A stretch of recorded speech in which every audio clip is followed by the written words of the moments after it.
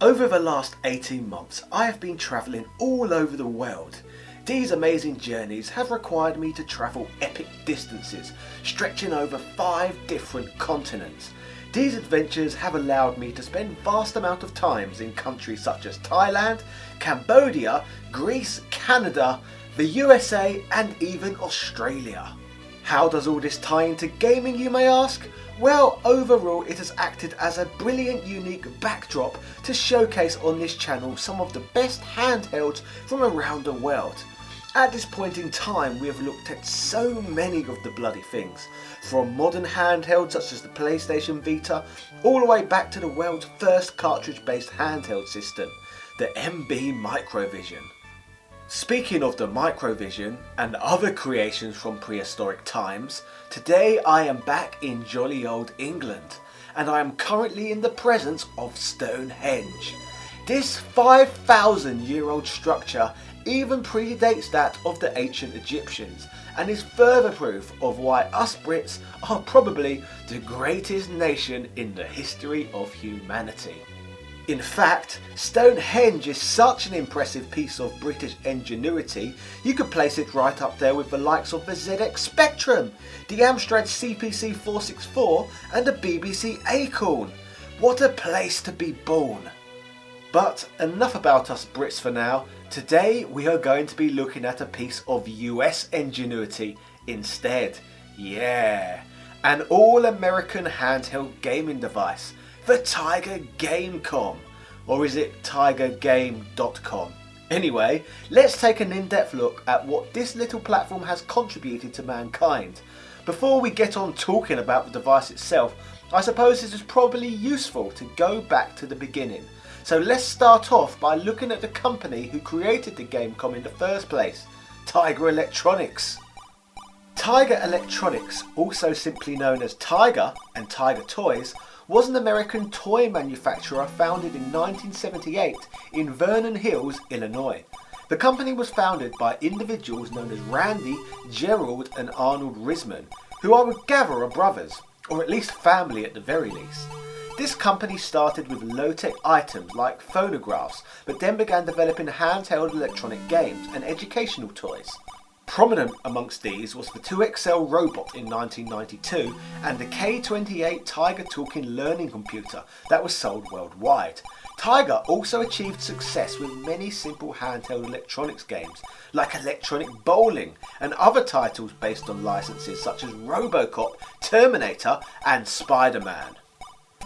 One of the company's main cash cows throughout much of the 90s was their line of licensed handheld LCD games.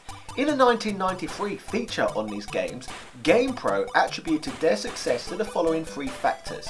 Tiger's effective licensing director of marketing stated that we read all the magazines and talk to all of the studios to keep on the cutting edge of what's hot with the kids. In addition, as a fairly small company at the time, Tiger was able to pursue desirable licenses quickly and aggressively. This allowed them to release licensed games while the properties they were licensed from were still at the peak of their popularity. Tiger handheld games sold for roughly $20 each. By comparison, most handheld games at the time cost over $30 and would require a separately sold system such as the Game Boy to play them on.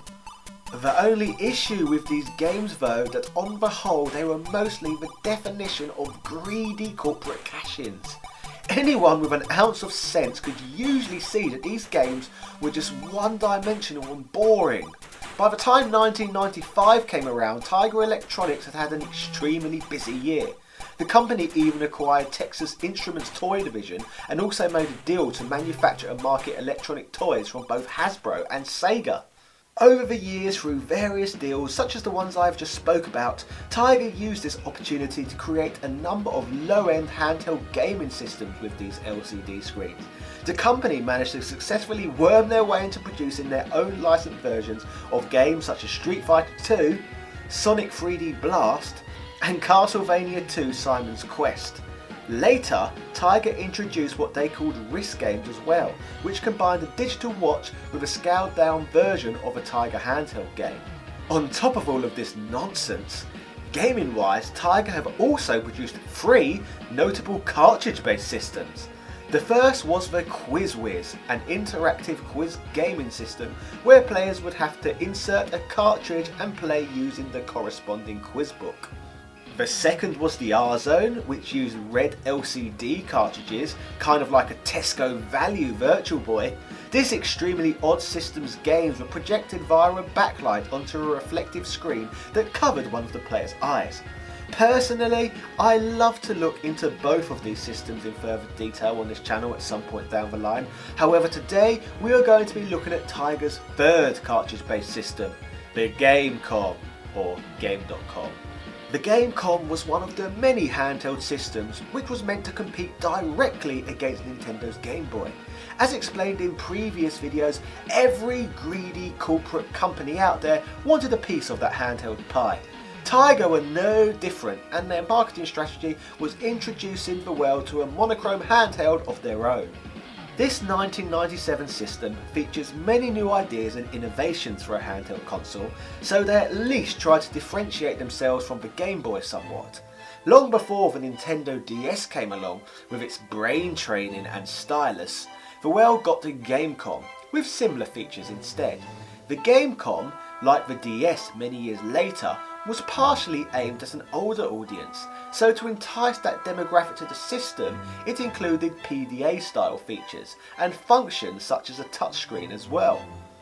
Several variations of the GameCom were released too, such as the GameCom Pocket Pro in September 1998 and later simply the GameCom Pocket.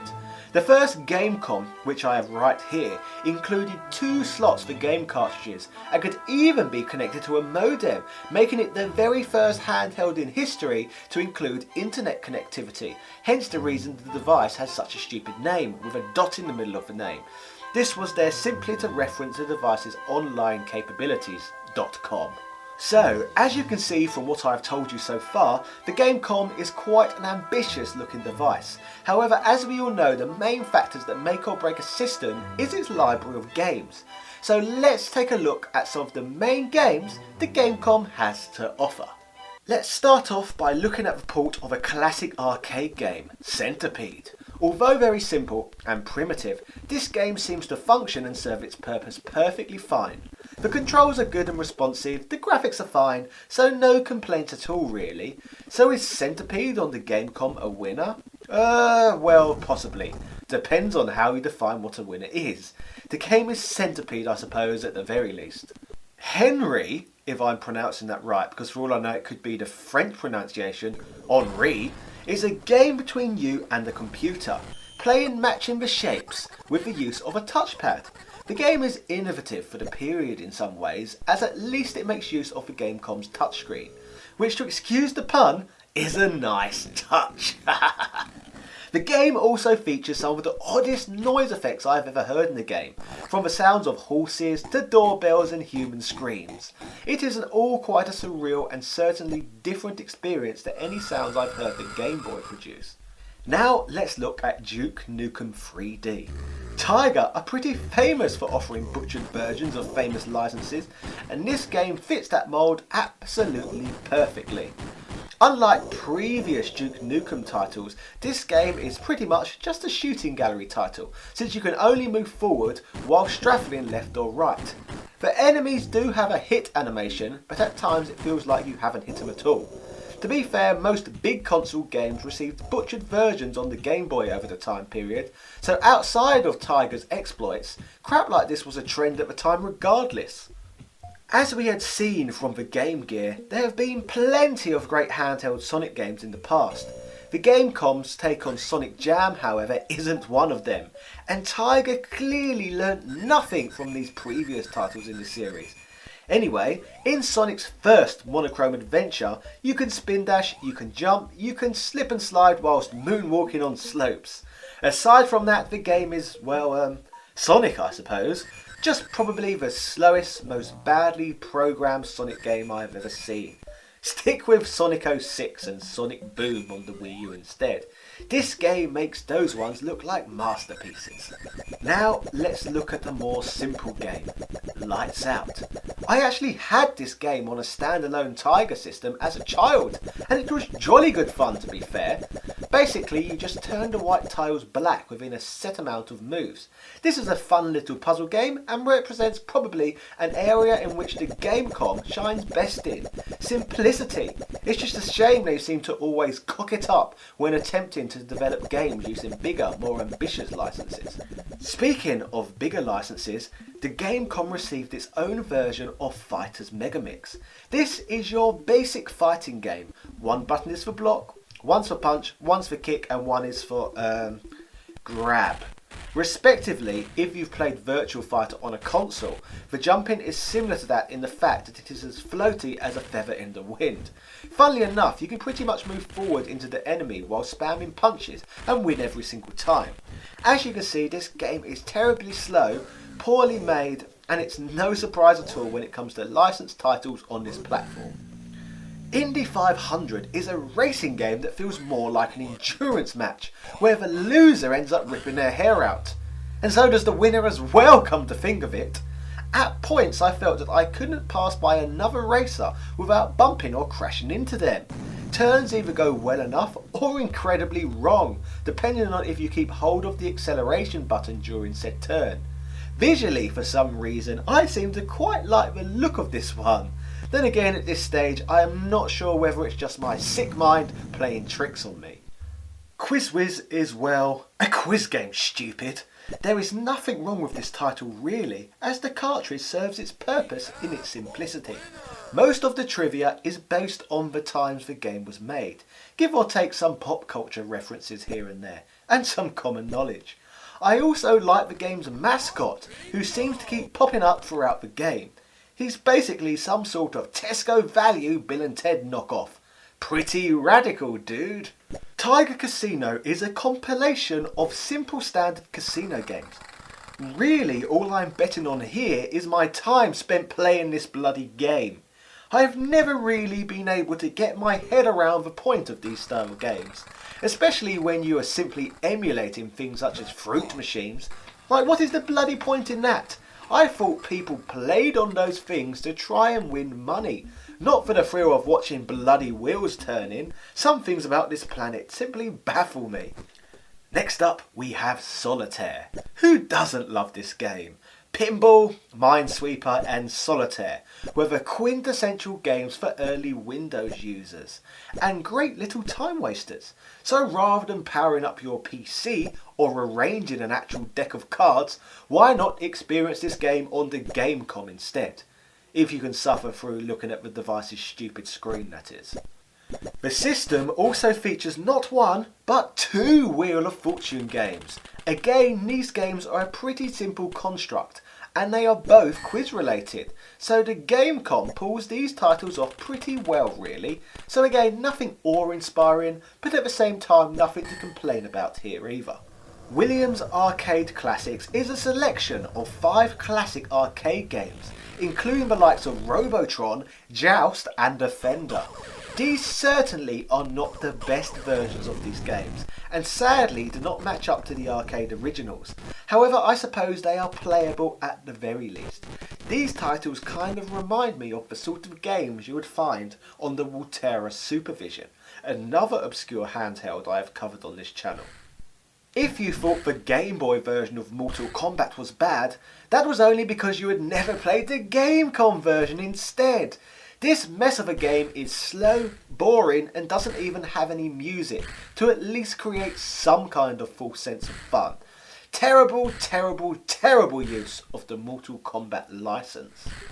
Batman and Robin, although terrible, is probably the most technically impressive game on the device, despite it still being incredibly uninspiring and nothing special. The game is just a basic beat 'em up, and not a very good one at that. But on the bright side, at least it has music, which is a massive step up from the likes of Mortal Kombat.